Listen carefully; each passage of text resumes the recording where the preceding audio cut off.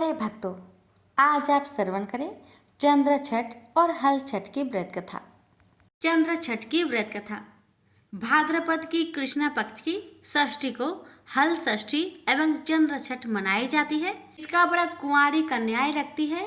इस व्रत में खाना पीना वर्जित है। व्रत विधि: एक पटरे पर जल का कलश रखकर सातिया करें, उस पर रोली छिड़ककर 7 टीके काढ़े जाते हैं।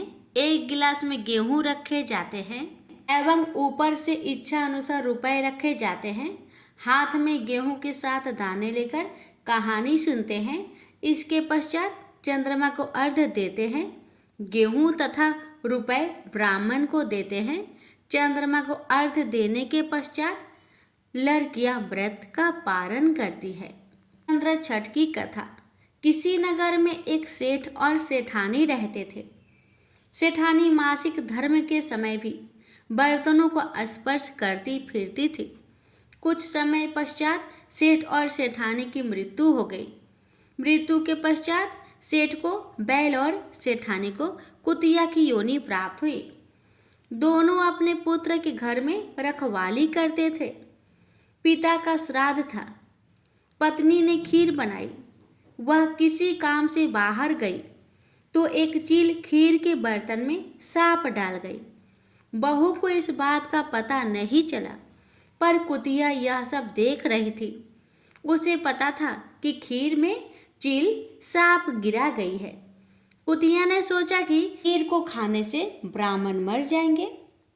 अतः कुतिया ने खीर के भगोने में मुंह डाल दिया।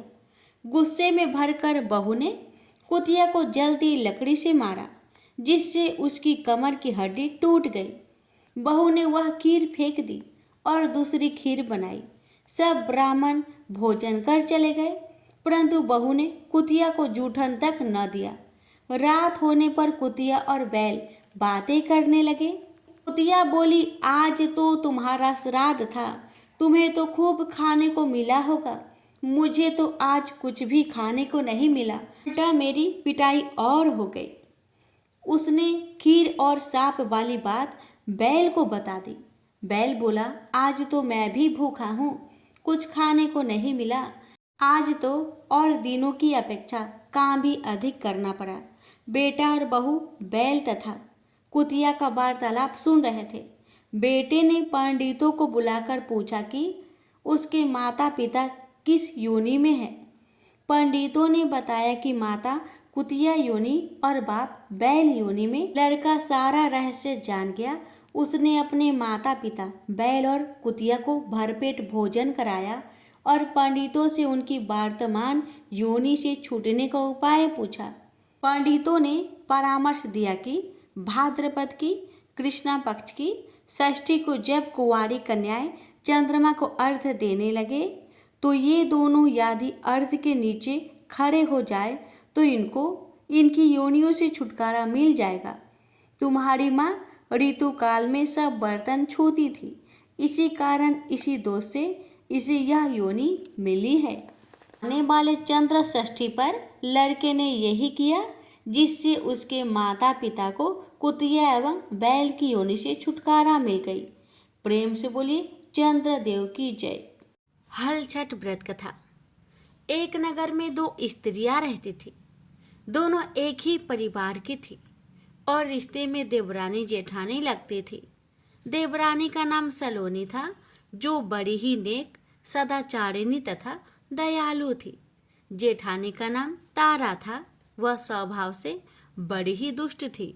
एक बार दोनों ने हल छठ का व्रत किया। विधिवत पूजन इत्यादि के बाद शाम को दोनों भोजन के लिए थालियां परोसकर ठंडी होने के लिए रखकर बाहर जा बैठी। उस दिन सलोनी ने खीर तथा तारा ने महेरी बनाई थी। अचानक 2 कुत्ते उनके घर में घुसे और भोजन खाने लगे।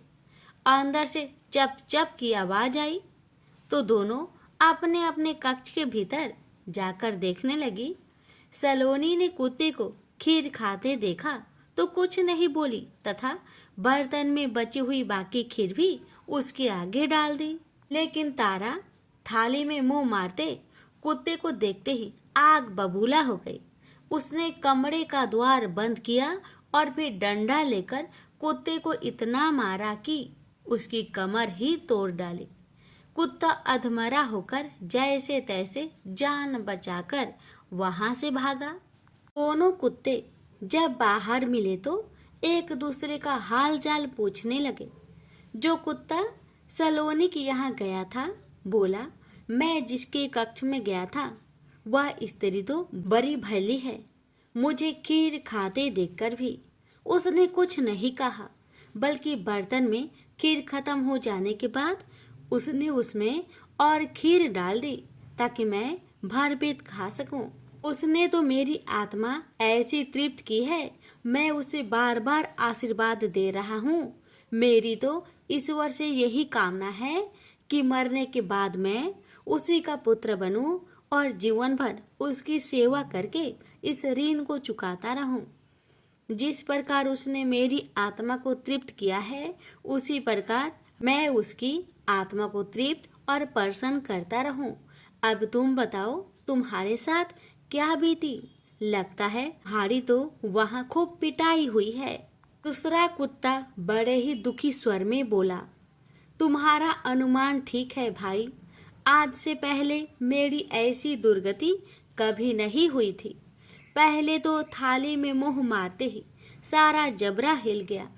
फिर भी भूखे से परेशान होकर मैंने 2-4 कौर सटके ही थे कि वह दुष्ट आ गई और कमरा बंद करके डंडे से उसने मुझे इतना मारा कि मेरी कमर ही तोड़ डाली। मैं तो ईश्वर से यही निवेदन करता हूँ कि अगले जन्म में मैं उसका पुत्र बनकर उससे बदला चुकाऊं। जैसे उसने मार मार कर मेरी कमर तोड़ी है, वैसे ही भीतरी मार से मैं भी उसका हृदय और कमर तोड़ डालो। कहते हैं कि बेजुबान की बदुआ बहुत बुरी होती है, इसे देव योग ही कहा जाएगा। कि दूसरा कुत्ता शीघ्र ही मर गया और मरकर उसने तारा के घर में ही पुत्र रूप में जन्म लिया। पुत्र रत्न पाकर तारा बहुत खुश हुई। पुत्र को लेकर उसने अपने मन में बड़े बड़े मंसूबे बांध लिए, मगर दूसरे ही दिन जब घर घर में हल षष्ठी का पूजन हो रहा था, वह लड़का मर गया। तारा की तो जैसे दुनिया ही उजड़ गई। वह दहाड़े मार मार कर रोने लगी, मगर किया क्या जा सकता था। जैसे तैसे उसने अपने सीने पर सब्र का पत्थर रख लिया। फिर तो हर वर्ष उसका लड़का होता और हल षष्ठी के दिन मर जाता। जब 3-4 बार ऐसा हुआ तो तारा को इस पर कुछ संदेह हुआ कि आखिर मेरा लड़का हल षष्ठी को ही क्यों मरता है। फिर एक रात सपने में उसे वही कुत्ता दिखाई दिया। उसने कहा, मैं ही बार बार तेरा पुत्र होकर मृत्यु को प्राप्त हो रहा हूँ। तूने मेरे साथ जो व्यवहार किया था, मैं उसी का बदला चुका रहा हूँ। तारा बहुत दुखी हुई और उसने अपने किए का प्रायश्चित करने का उपाय पूछा। तब उस कुत्ते ने बताया, अब से हल छठ के व्रत में हल से जुता हुआ अन्न तथा गाय का दूध दही न खाना, होली की भुनी हुई बाल तथा होली की धूल आदि हल छठ पूजा में चढ़ाना। तब कहीं मैं तेरे घर में आकर जीवित रहूंगा। पूजा के समय यदि तारक गण छिटके तो तू समझना कि अब मैं यहाँ जीवित रहूंगा। तारा ने वैसा ही किया और इस हल षष्ठी के व्रत के प्रभाव से उसकी संतान जीने लगी। तभी से संतान कामना और सुख सौभाग्य के लिए यह व्रत किया जाता है। प्रेम से बोलिए हल षष्ठी माता की जय। प्राचीन काल में एक ग्वालिन थी। उसका प्रसव काल अत्यंत निकट था। एक और वह प्रसव से व्याकुल थी तो दूसरी ओर उसका मन गौरस दूध दही बेचने में लगा हुआ था। उसने सोचा कि यदि प्रसव हो गया तो गौरस यूं ही पड़ा रह जाएगा। यह सोचकर उसने दूध दही की घड़े सिर पर रखे और बेचने के लिए चल दी। किंतु कुछ दूर पहुंचने पर उसे असहनीय प्रसव पीड़ा हुई। वह एक झरबेरी की ओट में चली गई और वहां एक बच्चे को जन्म दिया। वह बच्चे को वहीं छोड़कर पास के गांव में दूध दही बेचने चली गई। संयोग से उस दिन हल षष्ठी थी। गाय भैंस के मिश्रित दूध को केवल भैंस का दूध बताकर उसने सीधे साधे गांव वालों में बेच दिया। उधर जिस झेर बेरी के नीचे उसने बच्चे को छोड़ा था, उसके समीप ही खेत में एक किसान हल जोत रहा था।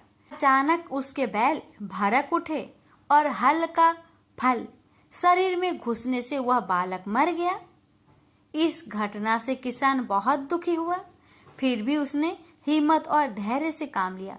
उसने झर बेरी के कांटों से ही बच्चे का चीरे हुए पेट में टाके लगाए और उसे वहीं छोड़ चला गया। कुछ देर बाद ग्वालिन दूध बेचकर वहां आ पहुंची। बच्चे की ऐसी दशा देखकर उसे समझते देर नहीं लगी कि यह सब उसके पाप की सजा है। वह सोचने लगी कि यदि मैंने झूठ बोलकर गाय का दूध न बेचा होता और गांव की स्त्रियां का धर्म भ्रष्ट न किया होता तो मेरे बच्चे की यह दशा ना होती। अतः मुझे लौटकर सब बातें गांव वालों को बताकर प्रायश्चित करना चाहिए। ऐसा निश्चय कर वह उस गांव में पहुंची जहां उसने दूध दही बेचा था। वह गली गली घूमकर अपनी करतूत और उसके फलस्वरूप मिले दंड का बखान करने लगी। तब स्त्रियों ने स्वधर्म रक्षार्थ और उस पर रहम खाकर उसे क्षमा कर दिया और आशीर्वाद दिया। बहुत सी स्त्रियों द्वारा आशीर्वाद लेकर जब वह पुनः झरबेरी के नीचे पहुंची तो यह देखकर आश्चर्यचकित रह गई कि उसका पुत्र जीवित अवस्था में पड़ा था। तभी उसने स्वार्थ के लिए झूठ बोलने को ब्रह्म हत्या के समान समझा और कभी झूठ न बोलने का प्रण लिया। स्वयंभू मनु के प्रियव्रत नामक पुत्र थे। वे संपूर्ण पृथ्वी के एकमात्र शासक थे। वे बड़े ही धर्मात्मा, न्यायप्रिय, उदार, दयालु और प्रजावत्सल थे। आध्यात्मिक ज्ञान तथा तपस्या में विशेष रुचि होने के कारण वे विवाह नहीं करना चाहते थे, किंतु ब्रह्मा जी की आज्ञा से सृष्टि के विस्तार के लिए उन्होंने विवाह कर लिया। दीर्घ काल तक उन्हें कोई संतान प्राप्त नहीं हुई।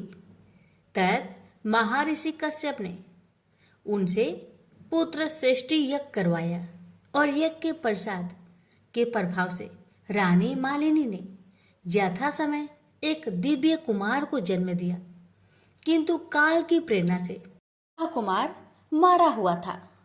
रानी मालिनी मरे हुए पुत्र को देखकर शोक से मूर्छित हो गए। राजा प्रियव्रत दुख से अत्यंत व्याकुल हो गए। समस्त राज परिवार शोक से संतप्त हो गया। राजा अत्यंत विचार में पड़ गए कि प्रथम तो कोई संतान ही नहीं हुई और विशेष प्रयत्न से हुई भी तो मरी हुई। हाय, मैं बड़ा हतभाग्य हूँ। न जाने मैंने कौन से दुष्कर्म किए जिनके परिणाम स्वरूप यह दुख भोगना पड़ रहा है। इससे तो अच्छा था कि संतान ही ना होती। इस प्रकार से वे विलाप करने लगे। मंत्रियों ने उन्हें अनेक प्रकार से ढाढ़स दिलाया और आगे का कार्य करने की सलाह दी। रानी को रोता बिलखता छोड़ राजा प्रियव्रत पुत्र को लेकर शमशान में गए और वहां एकांत भूमि में पुत्र को छाती से चिपकाकर उच्च स्वर में रोने लगे। वे करे तो क्या करे, पुत्र शोक से वे स्वयं भी मरे हुए से हो गए थे। इतने ही में उन्हें वहां एक दिव्य विमान दिखाई पड़ा, शुद्ध अष्टापिक के समान दिव्य पैमान। वह विमान अमूल्य रत्नों तथा मणियों से जड़ित एवं पुष्पों की माला से सुशोभित था। राजा ने उस विमान पर बैठे हुए दिव्य वस्त्र भूषणों से सुशोभित कांतिपूर्ण एवं मनोरम स्वरूप वाली एक युवा देवी को देखा। उनका वर्ण श्वेत चंपा पुष्प के समान उज्जवल था। उनके मनोहर मुखमंडल पर सौंदर्य माधुर्य एवं सौम्यता का आभा झलक रही थी। देवी के मुखमंडल के चारों ओर एक दिव्य तेजोमय मंडल प्रकाशित हो रहा था।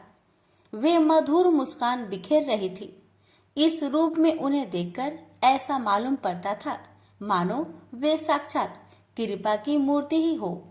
उनका दर्शन करते ही राजा के मन में एक बेलचन शांति का अनुभव हुआ। उन्हें लगा कि निश्चित ही ये कोई देवी शक्ति संपन्न मात्र रूपा है जो मेरे दुख को देखकर मुझ पर कृपा करने आई है।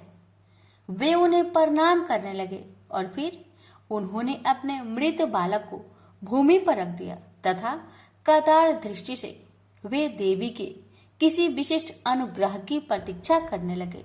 देवी षष्ठी विमान से उतरकर राजा के समीप चली आई और कहने लगी, राजन, मैं देव सेना हूँ। मेरा नाम षष्ठी है। मैं बालक की आदि शास्त्री देवी हूँ।